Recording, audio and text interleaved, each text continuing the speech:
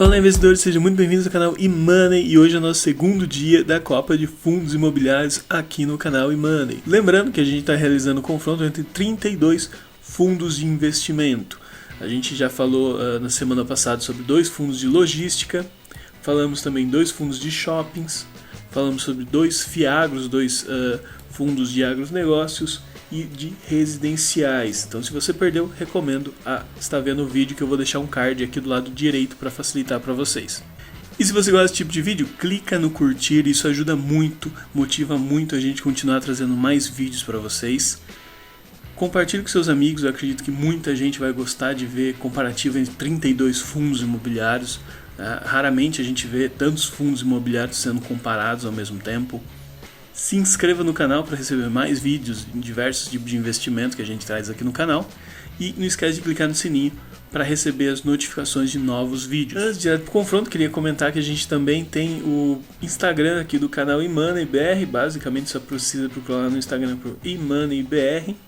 E vocês vão ver que eu estou colocando alguns resultados, os principais resultados que a gente tem aqui dessa Copa, né? Aqui vocês vão ver o resultado, consegue ver também algumas informações. E aqui vocês conseguem ver o placar. Isso eu acho que é bem interessante, pode ajudar vocês a escolher um fundo. Lógico que não é só por isso que você deve se basear, é sempre bom ler o relatório do fundo antes de estar investindo. E para você que gosta de vídeos curtos, eu estou postando vários vídeos curtos lá no eMoneyBR, mas no TikTok. Então se você tem o TikTok, pode procurar por eMoneyBR, você vai ver vários vídeos curtos falando sobre destaque das bolsas de valores, as crises estão acontecendo com a FTX, crise no Credit Suisse, o que é Having, então tem bastante prova de reserva, tem bastante vídeos que eu estou postando ultimamente. Como eu comentei, no primeiro dia a gente já teve aí um embate de alguns fundos, e hoje, no dia 27, nesse domingo, a gente vai ter lajes comerciais ou lajes corporativas, comparação também de fundos, os famosos FOFs, fundos de agências bancárias e também fundos de CRIs. E vamos para o nosso primeiro embate, primeiro comparativo, que é entre o BRCR11 contra o JSRE11, 2 fundos de lajes comerciais, 2 fundos de lajes corporativas. Como comentei, o segmento dos dois são lajes comerciais. O PVP a gente pode ver que é de 0,59 do BRCR11, enquanto do JSRE é de 0,65. Os dois estão abaixo do preço do valor patrimonial, né? Mas o BRCR11 está um pouquinho menor, então vou colocar um pontinho aqui para o BRCR11. Em relação aos dividendos, né, dividendos pagos ao ano, o BRCR11 tem 9,86, enquanto o JSRE tem aí 8% ao ano, 8,16. Então mais um ponto para o BRCR11.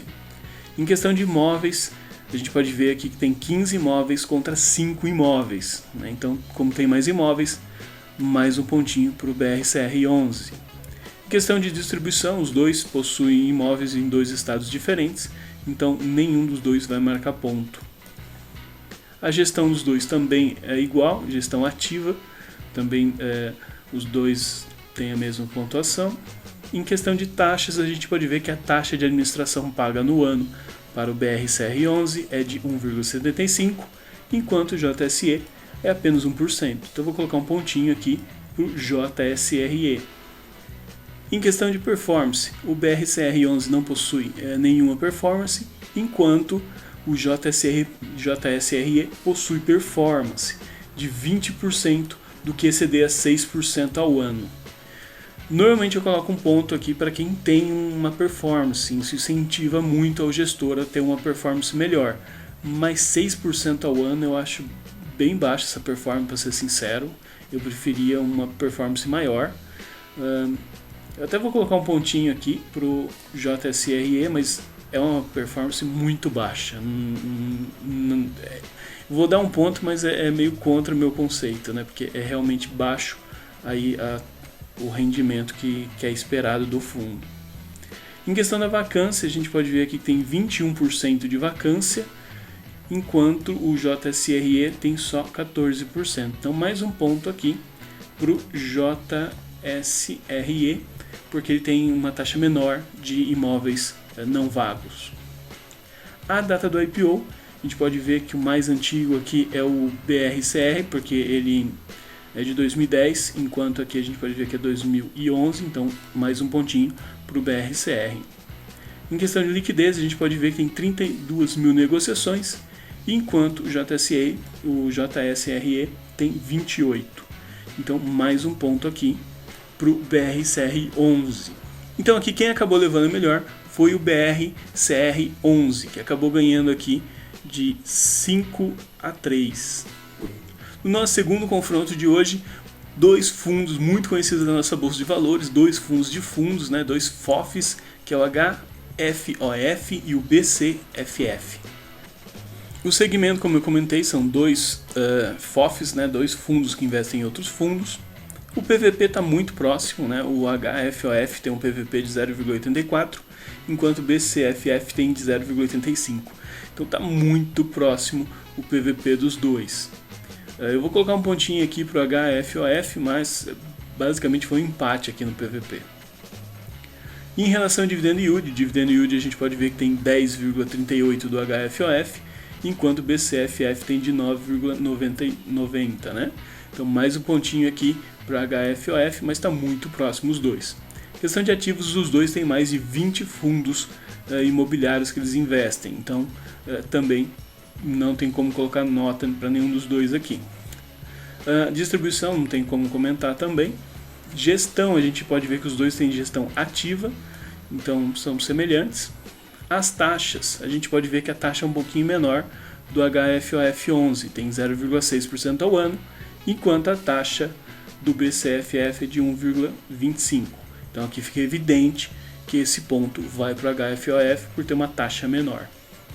Em questão de performance, a gente tem uma taxa aqui do HFOF de 20% do que excedeu o IFIX, que é aquele índice de fundos imobiliários, e no BCFF não tem nenhuma taxa de performance. Então não tem incentivo para o gestor conseguir uma performance melhor que o IFIX como exemplo, né? Então aqui eu vou colocar um pontinho para o HFOF.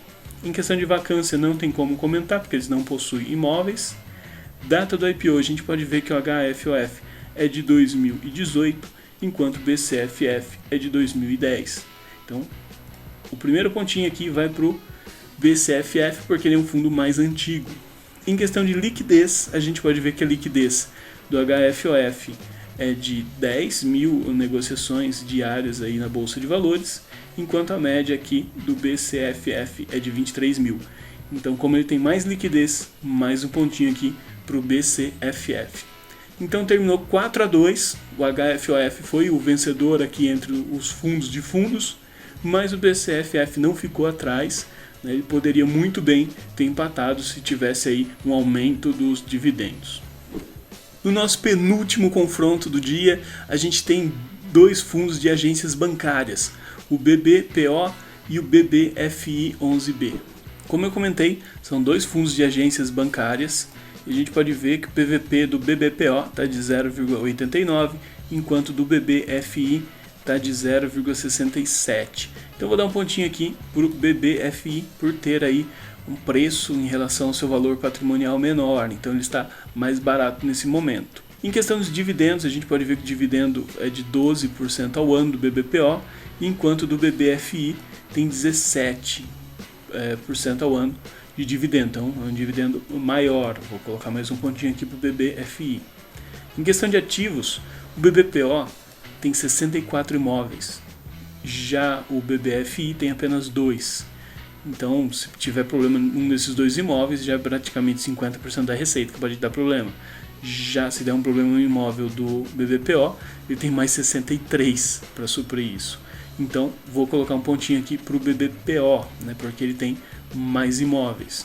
Em questão de distribuição, a gente pode ver que tem 14 estados diferentes. Então, ele possui imóveis em 14 estados do BBPO, enquanto o BBFI tem apenas 2 estados. Então, mais um pontinho aqui para o BBPO. A gestão dos dois é passiva, né, basicamente só administra aí os imóveis que possui, né, então é bem tranquilo. Em questão de taxas, a gente pode ver que tem 0,28% ao ano do BBPO, enquanto a taxa aqui do BBFI é de 3% ao mês sobre a receita. Então vou colocar mais um pontinho aqui para o BBPO. Lembrando que gestão passiva, normalmente o ideal é menos de 1% ao ano, tá pessoal? 2% ao ano para gestão ativa, né, que a gente pensa que é o mínimo. Mas para gestão passiva, 1% já é suficiente.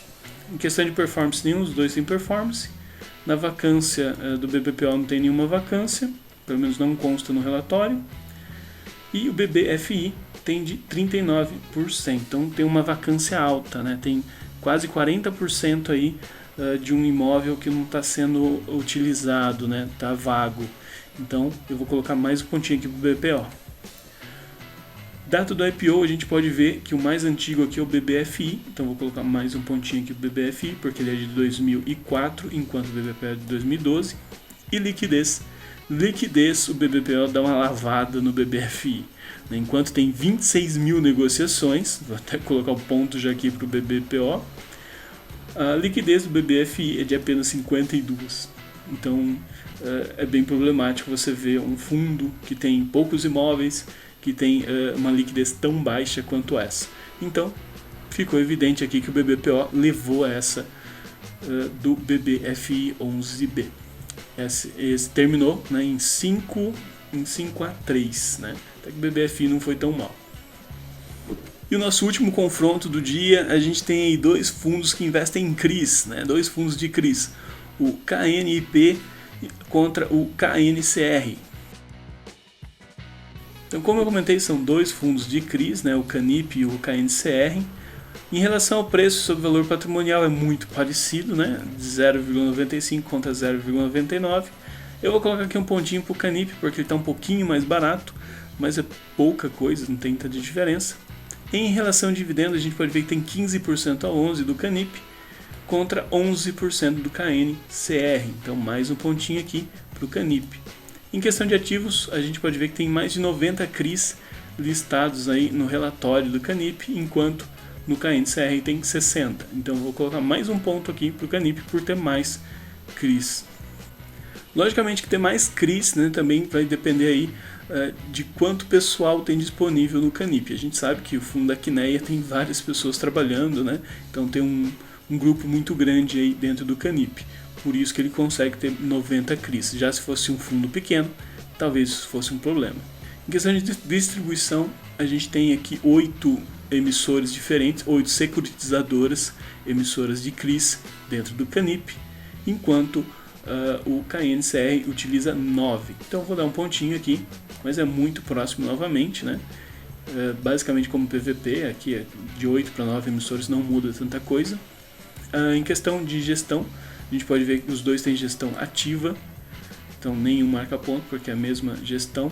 Em relação a taxas, é muito próximo, né? O KNIP tem 1% e o KNCR tem aí 1,08. Então vai mais um pontinho aqui para o KNIP porque ele tem uma taxa mais barata.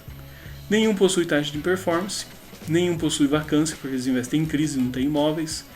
Data do IPO a gente pode ver que é 2016, né? Então se iniciou aí o KNIP em 2016, enquanto o KNCR em 2012. Então mais um pontinho aqui para o KNCR por ser um fundo mais antigo. Em relação à liquidez, a gente pode ver que tem 64 mil negociações diárias na Bolsa de Valores do KNIP, então tem muita liquidez, vai ser fácil comprar, fácil vender. E a liquidez do KNCR a gente pode ver que é de 96. Então eu vou dar mais um pontinho aqui para o KNCR por ter uma liquidez maior. Então o grande vencedor aqui entre os CRIs, entre os fundos de CRIs, foi o KNIP por 4-3, né? Foi muito próximo, mas o KNIP levou essa. E se você pretende investir num desses fundos, eu recomendo que você veja o relatório geral do fundo. Um site que eu acho bem interessante é o Fund Explorer. Fund Explorer vocês podem encontrar lá várias informações e se for no finalzinho da página, vocês vão encontrar o relatório, né? Vá no último relatório e leia esse relatório. Apesar do nome ser um nome feio, né? Relatório, o pessoal acha que é uma coisa grande, mas não é. Na verdade é um documento que às vezes tem 5, 10 páginas e normalmente tem muitos gráficos, muitos desenhos para facilitar aí para a gente que é investidor. E não perca, no dia 4, no próximo domingo, a gente vai ter aí mais confrontos entre fundos logísticos, de shoppings, de fiagros e residenciais. Se você gostou desse vídeo, clica no curtir, Compartilhe com seus amigos para eles poderem acompanhar aí mais de uma Copa ao mesmo tempo, né? A gente está acompanhando a Copa do Mundo de Futebol e aqui no canal a gente está acompanhando também a Copa dos Fundos Imobiliários. E se inscreva no canal, mas não esquece de clicar no sininho para receber notificações de novos vídeos.